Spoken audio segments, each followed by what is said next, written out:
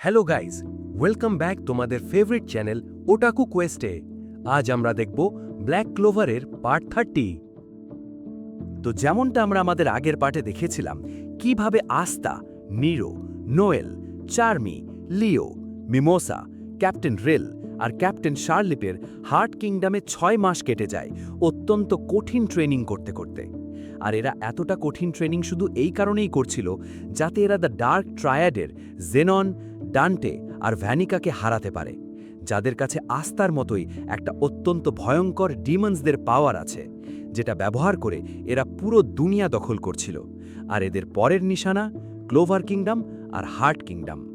আমাদের আস্থা ভাইও 6 মাসে একদম বডি বিল্ডার হয়ে গিয়েছিলেন আর একদম আলাদা লেভেলে পৌঁছে গিয়েছিলেন, এতটাই যে ভাই তিনি স্পেড কিংডমের একটা গোটা ইউনিট আর তাদের বসকে, যার কাছে একটা ডিমনের পাওয়ার ছিল, একাই হারিয়ে দেন।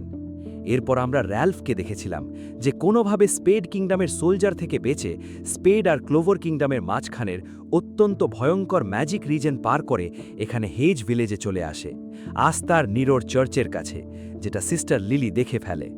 আর এখন এদিকে আমরা স্পেড কিংডমে দ্য ডার্ক ট্রায়াডকে দেখি।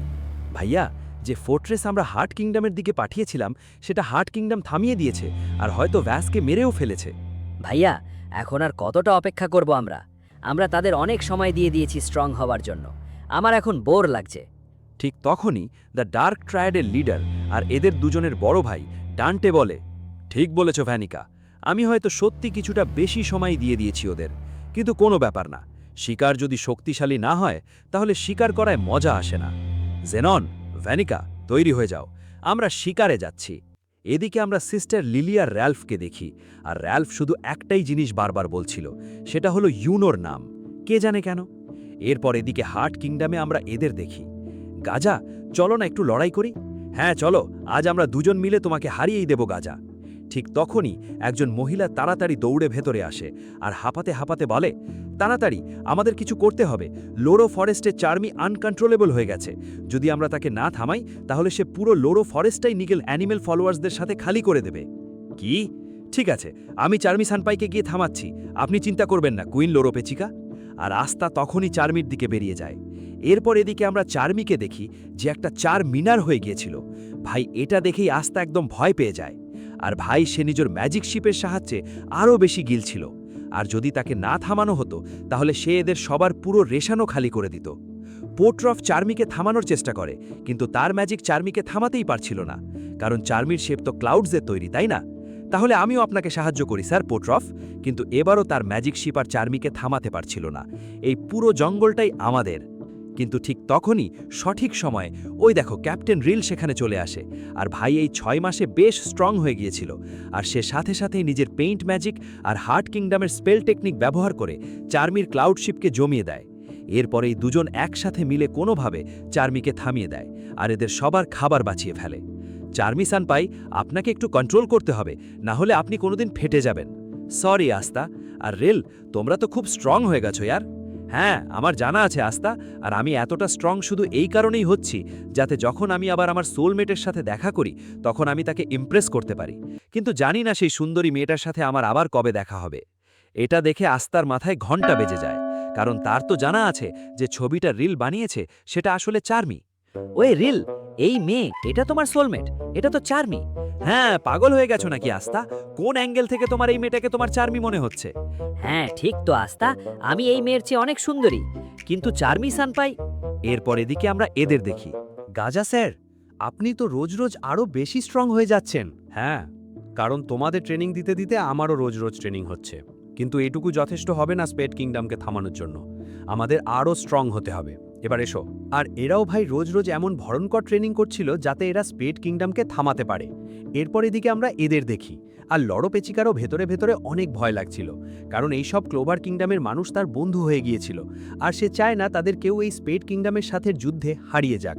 এই কারণেই তখন নোয়েল তাকে বলে, তুমি চিন্তা করো না লড়ো পেচিকা, আমরা সবাই মিলে এই স্পেড কিংডমকে থামিয়েই ছাড়ব। হ্যাঁ ঠিক বলেছ নোয়েল, আমাদের যাই করে হোক তাদের থামাতেই হবে। আচ্ছা হ্যাঁ, আসলে আমি একটা জিনিস তোমাদের জিজ্ঞেস করতে চেয়েছিলাম, তোমাদের তিনজনের মধ্যে আস্তার গার্লফ্রেন্ডকে? এটা শুনতেই এই দুজন একদম লজ্জা পেয়ে চুপ হয়ে যায়। এরপর এদিকে আমরা ইউনোকে দেখি, আর সে 6 মাসে গোল্ডেন ডনের ভাইস ক্যাপ্টেন হয়ে গিয়েছিল। ভাই vice captain you know, his village থেকে একটা চিঠি এসেছে আর সিস্টার লিলি আপনাকে জরুরিভাবে ডেকেছেন। এটা শুনতে ইউনো সাথে সাথে হেজ ভিলেজে নিজের চর্চে পৌঁছে যায় আর সিস্টার লিলি তাকে সরাসরি র্যালফের কাছে নিয়ে আসেন, কারণ যখন থেকে সে জ্ঞানে ফিরেছে তখন থেকে শুধু ইউনোর নামেই নিচ্ছিল। আর যেই র্যালফ ইউনোকে দেখে সে একদম শকড আর খুশি হয়ে যায়। এনার নাম র্যালফ ইউনো আর এরা স্পেড কিংডম থেকে এসেছেন। হ্যাঁ, স্পেড কিংডম? তাহলে তো আমাদের একে জেলে ফেলে দেওয়া উচিত। না না, আমার কথা শুনুন। স্পেড কিংডম আগে এমন ছিল না। আমাদের কিংডম একটা খুবই পিসফুল আর খুশহাল কিংডমই ছিল, কিন্তু তারপর আমাদের খুশিতে কারো নজর লাগলো আর the dark triad spade kingdom দখল করে নিল, আর তারা এখন পুরো কিংডম দখল করতে চায়। স্যার ইউনো, স্পেড কিংডম আপনার শত্রু না, বরং আপনার বাড়ি। স্পেড কিংডম আপনার কিংডম, প্রিন্স ইউনো। এটা শুনে এই সবাই একদম শকড হয়ে যায়। আর আসলে ইউনো স্পেড কিংডমের প্রিন্স, মানে স্পেড কিংডমের পরের রাজা, একটা সুপার রয়্যাল ফ্যামিলির। আর এই কারণেই তার কাছে এতটা ম্যাজিক্যাল পাওয়ার আছে। প্রিন্স ইউনো, আপনার কাছে দ্য উইন্ড স্পিরিট আছে, তাহলে তো আপনি আমাদের কিং, আর আপনার বাবা সিলের চেয়েও বেশি স্ট্রং। এক মিনিট, যদি ইউনো স্পেড কিংডমের প্রিন্স হয় তাহলে আস্তাকে, কারণ সেও তো আমার সাথে একই দিন চার্চের সামনে পাওয়া গিয়েছিল। আমি জানি না আস্তাকে, আমার শুধু এতটুকুই জানা আছে ইনি আমাদের প্রিন্স ইউনো, আর আমাদের শেষ আশা, যিনি স্পেড কিংডমে আবার খুশি ফিরিয়ে আনতে পারেন। আর তোমাদের কিভাবে জানা যে আমি সেই যাকে তোমরা খুঁজছো? কারণ আপনি একদম আমাদের কিং সিলের মতো দেখতে, আর এই ম্যাজিক স্টোন, এটা কিং সিল আপনাকে আপনার জন্মদিনে দিয়েছিলেন। আর আমি কিভাবে মেনে নেব যে তুমি যা বলছো সেটা সত্যি? আমার জানাই ছিল আপনি আমার কথা এত সহজে বিশ্বাস করবেন না প্রিন্স ইউনো, এই কারণেই আমি আজ আপনাকে আপনার পুরো অতীত দেখিয়ে দিচ্ছি। এরপর র্যালফ নিজের ম্যাজিক দিয়ে ইউনোকে তার অতীত দেখায়। আর ইউনো সত্যি আজ থেকে প্রায় 17 বছর আগে স্পেড কিংডমে জন্মেছিল, আর তার মায়ের নাম ছিল লোয়েস, আর তার বাবার নাম ছিল সিল, যিনি স্পেড কিংডমের কিং ছিলেন। ইউনোর জন্মে তার বাবা তাকে ম্যাজিক স্টোন দিয়েছিলেন, আর ইউনোর জন্মের খবর শুনতেই পুরো স্পেড কিংডমে খুশির ঢেউ বয়ে যায়। একটা বিশাল ফেস্টিভ্যাল হয় যেটা পুরো স্পেড কিংডম সেলিব্রেট করে। ছোটবেলায় ইউনো খুব কাঁদত, কিন্তু সে কিং সিল আর লুইসের প্রাণের টুকরো ছিল। র্যালফ আর র্যালফের বাবা কিং সিলের রয়্যাল গার্ড ছিলেন, যাদের একটাই ডিউটি ছিল ইউনো আর তার ফ্যামিলিকে প্রোটেক্ট করা। তাদের কিংডম খুবই খুশহাল আর পিসফুল ছিল। কিন্তু তারপর একদিন এন্ট্রি হয় সোগ্র্যাট পরিবারের, ডান্টে, জেনন আর ভ্যানিকা, যারা অল্প কয়েকদিনের মধ্যেই স্পিরিট কিংডমকে ধোঁকা দিয়ে নিজেদের ডিমনদের পাওয়ার ব্যবহার করে যেই তাদের সামনে আসতো তাকেই মারতে শুরু করে। আর যেহেতু তাদের কাছে ডিমনের পাওয়ার ছিল, তাই তাদের কেউ থামাতেও পারছিল না। ডান্টে ইউনোর মা বাবাকে খতম করে দেয়, কিন্তু ইউনোকে ঠিক সময় র্যালফের বাবা সেখান থেকে নিয়ে পালিয়ে যান। বাবা, এখন কোথায় যাচ্ছি? স্পেড কিংডম থেকে অনেক দূরে। র্যালফ, হয়তো আজ তুমি আমাকে শেষবারের মতো দেখছো বেটা, নিজের খেয়াল রেখো আর নিজের ডিউটি কখনো ভুলো না। এই বলে র্যালফের বাবা কোনোভাবে স্পেড কিংডম থেকে বেরিয়ে যান, কিন্তু স্পেড কিংডমের সোলজাররা তাদের পিছু নেয়। এমনকি র্যালফের বাবা প্রচণ্ড আহতও হয়ে যান, কিন্তু তবুও তারা কোনোভাবে কয়েক সপ্তাহ ধরে না কিছু খেয়ে না পিয়ে চলতে চলতে সেই স্ট্রং ম্যাজিক রিজন পার করে ক্লোভার কিংডমে চলে আসেন, আর নিজের বাকি বাঁচাখুচা ম্যাজিক ব্যবহার করে ইউনোকে এই হেজ ভিলেজের চার্চের সামনে রেখে দেন। এরপর তারা সেখান থেকে অনেক দূরে পালিয়ে যান, কারণ স্পেড কিংডমের সোলজার তখনও তাদের পিছু নিচ্ছিল। আর যেহেতু তারা যাই করে হোক স্পেড কিংডমের সোলজারদের ইউনোর কাছে যেতে দিতে চাইছিলেন না। এরপর পালাতে পালাতে যখন তারা হেজ ভিলেজ থেকে অনেক দূরে চলে আসেন আর তাদের নিশ্চিত হয়ে যায় যে ইউনো এখন নিরাপদ, তখন র্যালফের বাবা নিজের জীবন উৎসর্গ করে দেন আর ইউনোর কাঁধে স্পেড কিংডমের দায়িত্ব রেখে চলে যান। ইউনো বুঝে যায় র্যালফ তাকে যা কিছু বলেছে সবই সত্যি, আর ইউনো নিজের অতীত আর নিজের মা বাবার সম্পর্কে জেনে খুব দুঃখী হয়ে যায়। প্রিন্স ইউনো, আমাদের যাই করে হোক দ্য ট্রায়াডকে হারাতেই হবে, তারা অত্যন্ত বিপজ্জনক। ঠিক তখনই হঠাৎ ইউনোর ফোন বাজে। ভাইস ক্যাপ্টেন ইউনো, তাড়াতাড়ি ফিরে আসুন, গোল্ডেন ডনের বেসে অ্যাট্যাক হয়ে গেছে। এটা শুনতেই ইউনো একদম শকড হয়ে যায়। আর আসলে গোল্ডেন ডনের বেস, যেটা ক্লোভার কিংডমের একদম মাঝখানে, তার ওপর কে অ্যাট্যাক করেছে জানো? দ্য ডার্ক ট্রায়াডের একজন মেম্বার জেনন। আর ভাই, সে সরাসরি গোল্ডেন ডনের বেসে চলে এসেছিল, মানে কোনো ভয় নেই তাদের। আর তার সাথে তার দুজন সোলজার কোক আর রুও ছিল, যারা দ্য ডার্ক ডিসাইপলস, আর যাদের কাছেও ডিমনের পাওয়ার আছে। ইউনো সাথে সাথে নিজের বেসের দিকে বেরিয়ে যায়, আর এরা সবাই মিলে তাদের ওপর অ্যাট্যাক করে দেয়। কিন্তু ভাই, এই দুজনের ওপর তাদের অ্যাট্যাকের কোনো প্রভাব পড়ে না, আর জেনন তো সেখানে ছিলই না, কে জানে কোথায় গায়েব হয়ে গিয়েছিল। ঠিক তখনই কোক বলে, চলো দেখি তোমরা কতটা স্ট্রং, দ্য গোল্ডেন ডন। ঠিক তখনই রু আর কোক এদের সবার উপর অ্যাট্যাক করে দেয়, আর জেনন এখানে ক্যাপ্টেন উইলিয়ামের সামনে চলে আসে। তাহলে তুমি উইলিয়াম ভেঞ্জেন্স, গোল্ডেন ডনের ক্যাপ্টেন আর একজন আর্কন স্টেজ ম্যাজিক নাইট।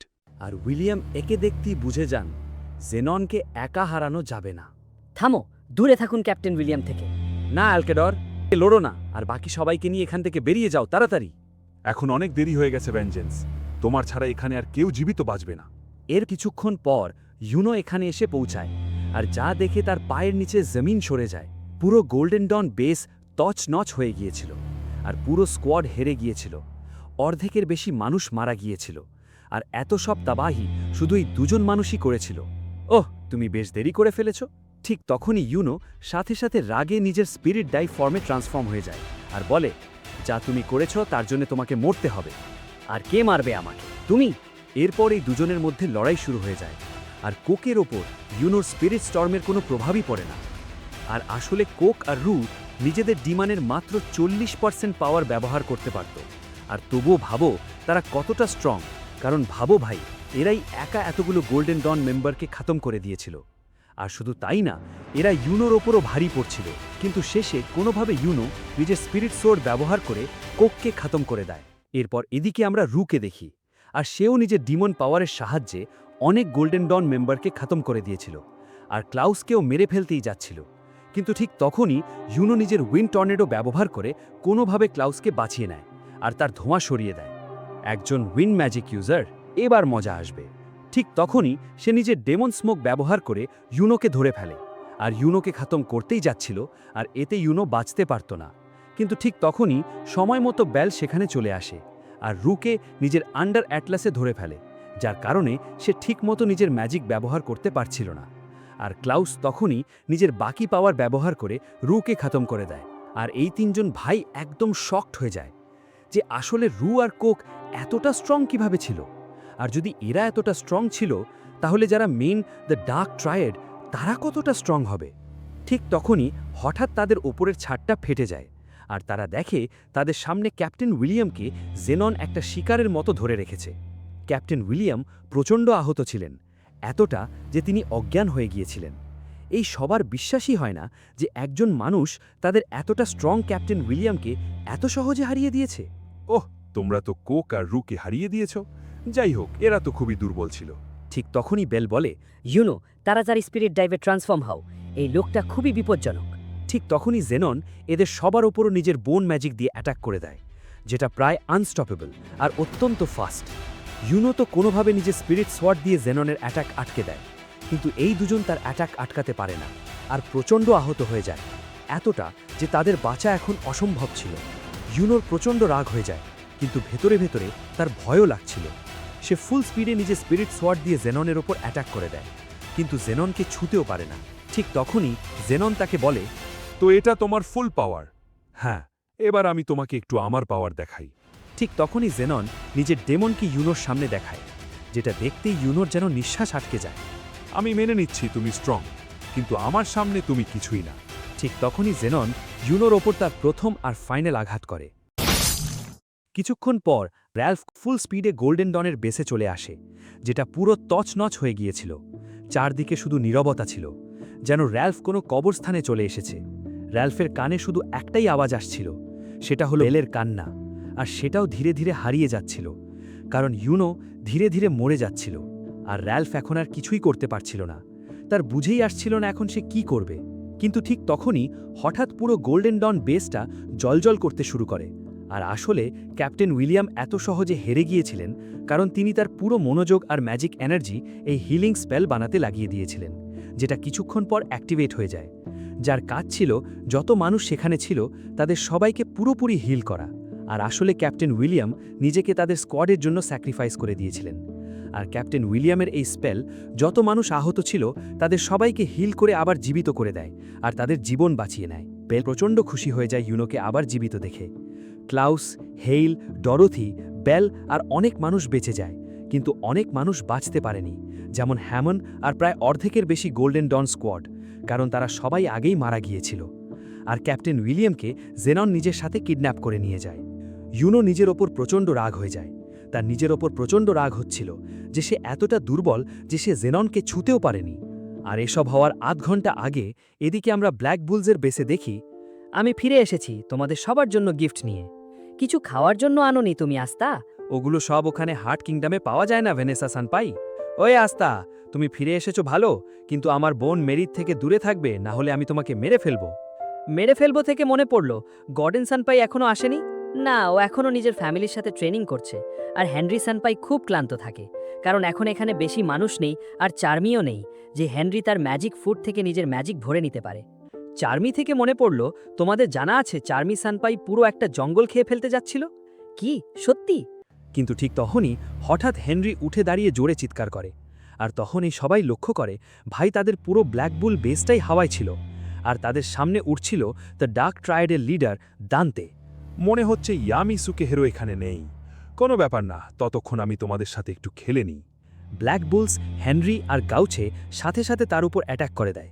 কিন্তু ঠিক তখনই দান্তে নিজের ম্যাজিক স্পেল ব্যবহার করে, ডেভিল গ্র্যাভিটি পুশ। আর নিজের স্পেল দিয়ে গাউচের লেজার বিম, হেনরির অ্যাটাক আর আশেপাশের পুরো এলাকা ধ্বংস করে দেয়। আর আসলে তার কাছে অত্যন্ত ভয়ঙ্কর গ্র্যাভিটি ম্যাজিক আছে। আরে, তোমাদের ওপর আমার স্পেলের কোনো প্রভাব হলো না? আচ্ছা, ওই ডেস্টিনি ক্যাটের কারণে তো ইয়ামি ছাড়াও ব্ল্যাক বুলসে এখানে আরও একজন আর্কান স্টেজ ম্যাজিক নাইট আছে। আর আসলে এই মুহূর্তে যদি ভ্যানেসার ডেস্টিনি ক্যাট না থাকতো তাহলে এই সবাই মারা যেত। দান্তে নিজের ডেভিল গ্র্যাভিটি পুশ অ্যাটাক দিয়ে এদের সবাইকে রুটির মতো মাটিতে চেপটে দিয়েছিল ভাই। ঠিক তখনই আস্থা তার উপর অ্যাটাক করে দেয়। আর দান্তে তার অ্যাটাকও নিজের ডেভিল গ্র্যাভিটি অ্যাটাক দিয়ে থামানোর চেষ্টা করে, কিন্তু থামাতে পারে না।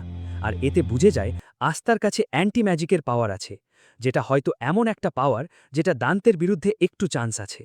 এরপর দান্তে নিজের পরের অ্যাটাক দিয়ে আস্থাকে খাতাম করেই দিত, যদি না আবার ভ্যানেসার ডেস্টিনি ক্যাট ডেস্টিনি চেঞ্জ করে আস্থাকে বাঁচিয়ে নিত। এই ম্যাজিকটা আমার বেশ পছন্দ হলো।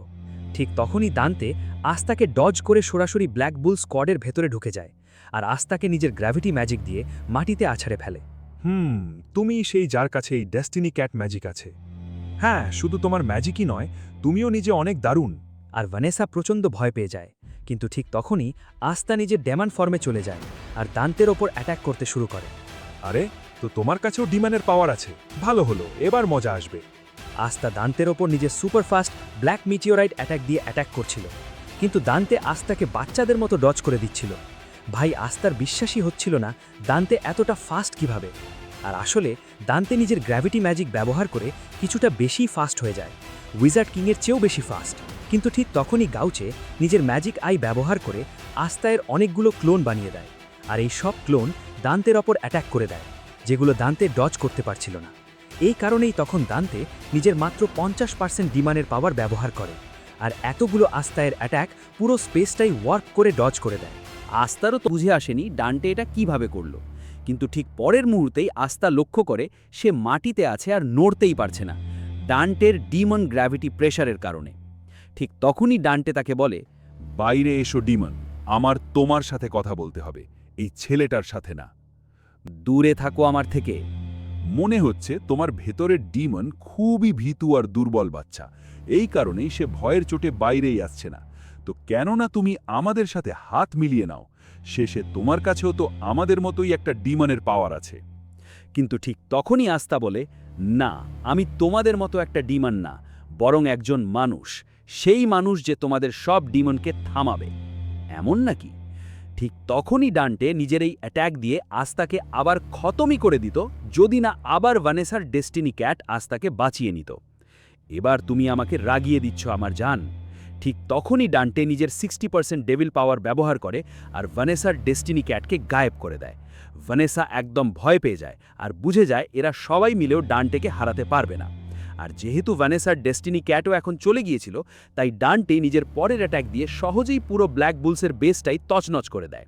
এরপর নিজের ম্যাজিক দিয়ে ডান্টে এই তিনজনকে ধরে ফেলে। আর আসলে ডান্টে নিজের ডিমন গ্র্যাভিটি ম্যাজিকের সাহায্যে গ্র্যাভিটিকে এমনভাবে ম্যানিপুলেট করতে পারে যে সেই নিজের আশেপাশের জিনিসগুলোকে যেমন চায় তেমন কন্ট্রোল করতে পারে, একদম সাইকিক পাওয়ারের মতো। ডান্টে একটা বড়সড় পাথর ভেঙে মুচড়ে একটা বড়সড় শট বানিয়ে ফেলে আর আস্তাকে বলে, এবার মন দিয়ে দেখো অসহায় হয়ে নিজের টিমমেটসদের নিজের সামনে মরতে। না, থামো। তুমি আমাকে থামাতে পারো যদি তুমি তোমার ভেতরের ডিমনকে বাইরে আসতে দাও। না, থামো। না, ঠিক আছে, তবে না, থামো। ঠিক তখনই ডান্টে নিজের ম্যাজিক দিয়ে সেই শটটা গাউচের একদম বুকের মাঝখানে গেঁথে দেয়।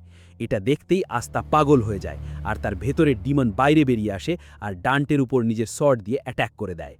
আহ, এবার দেখালে তোমার আসল চেহারা ডিমন। আর এবার আস্থা না, বরং তার ভেতরের ডিমানই বাইরে বেরিয়ে এসেছিল। আর আস্থার ডিমানের কারণে এই সবাই ডান্টের ভাত থেকে বেঁচে যায় আর এই ডিমন ডান্টের উপর অ্যাট্যাক করতে শুরু করে। কিন্তু ডান্টে ভাই বেশ ফাস্ট। ঠিক তখনই ডান্টে নিজের ডিমন লিউসিফেরোকে জিজ্ঞেস করে আসলে এই ডিমন কে। তাতে লিউসিফেরও বলে তারও জানা নেই এটা আস্তার ভেতরে কোন ডিমন, কারণ আজ পর্যন্ত শুধু একজন ডিমানই আন্ডারওয়ার্ল্ড থেকে ওভারওয়ার্ল্ডে আসতে পেরেছিল, সেটা ছিল জ্যাগ্রেড। আর লিউসিফেরের নিজেরও জানা নেই আসলে আস্তার ভেতরে এই কোন ডিমন। ডান্টে আর আস্তার ডিমনের মধ্যে অত্যন্ত ভয়ঙ্কর লড়াই হচ্ছিল, কিন্তু আস্তা ডান্টের ওপর একটাও নিজের অ্যাট্যাক ল্যান্ড করতে পারছিল না, যেটা যদি সে করে ফেলে তাহলে হয়তো ডান্টে হেরে যাবে। কিন্তু ডান্টে ভাই কিছুটা বেশি ওভার পাওয়ার ছিল। আর এদিকে আমরা গাউজকে দেখি, যার কাছে আর বেশি সময় বাকি নেই। এটা দেখে গ্রে ভীষণভাবে কাঁদছিল। এরপর এদিকে আমরা এদের দেখি। এদের জানাই ছিল না ক্লোভার কিংডমে এই মুহূর্তে কি হচ্ছে, কিন্তু ঠিক তখনই লরোপেচিকার নিজের মানা জোন থেকে বুঝে যায় হার্ট কিংডমে হঠাৎ 6 জন স্পেড কিংডমের সোলজার অ্যাট্যাক করে দিয়েছে, যাদের কাছে ডিমনের পাওয়ার আছে। এদের মধ্যে একজন হলো ভানিকা, দ্য ডার্ক ট্রায়েডের মেম্বার, যার কাছে মেগিকিউলার পাওয়ার আছে। সেই যে নেরোর মাকে মেরেছিল, যে নিজে এখানে নিজের 5 জন ডেমন সোলজারের সাথে হার্ট কিংডমে চলে এসেছিল লরোপেচিকাকে খতম করার জন্য। আর এখানেই আমাদের এই পার্ট শেষ হয়ে যায়। তোমাদের এই ভিডিও কেমন লাগলো কমেন্ট করে অবশ্যই জানিও, আর লাইক শেয়ার করতে একদম ভুলো না। আর যদি তোমরা আমাদের চ্যানেল ওটাকু কোয়েস্টে নতুন হও, তাহলে চ্যানেলটা সাবস্ক্রাইব করে বেল আইকন অবশ্যই চাপো। আমি তোমাদের সাথে পরের ভিডিওতে দেখা করব। ধন্যবাদ।